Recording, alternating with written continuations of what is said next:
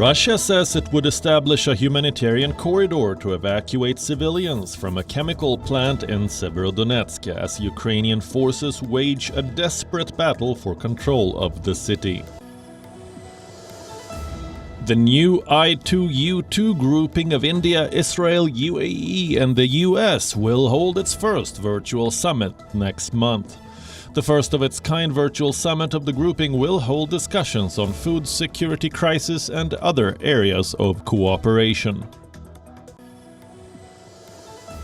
US President Joe Biden will meet Saudi Crown Prince Mohammed bin Salman during a trip to the Middle East in July, in a break with his campaign pledge of making the kingdom a pariah as he struggles to combat record-high US gasoline prices. The European Union chief Ursula von der Leyen says that the bloc wants to strengthen its energy cooperation with Israel during her visit to the country. This as Moscow said it would be slashing gas deliveries via the Nord Stream pipeline by more than 40%.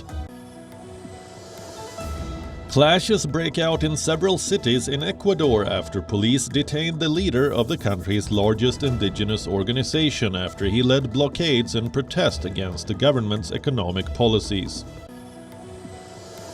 2 police officers were shot dead during their duty in Los Angeles on Tuesday. The officers belonged to the El Monte Police Department and were investigating a possible stabbing in an LA suburb. Europe's stocks rebound on opening after the European Central Bank called an emergency meet to address volatile markets, while investors also brace for a major US rate hike. Hong Kong reports over 1,000 new COVID-19 infections, the first time the daily tally has topped the 1,000 mark since mid-April, as cases crept up ahead of celebrations on the 25th anniversary of the city's handover to mainland China.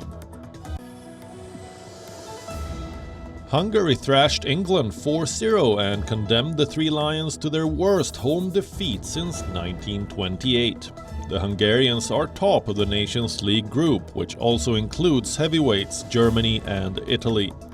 The Germans beat European champions Italy 5-2. England's Joe Root has returned to the top of the ICC men's test batting rankings. Root moves past Australia's Marnus Labuschagne after scoring centuries in both of England's victories over world champions New Zealand. WION is now available in your country. Download the app now and get all the news on the move.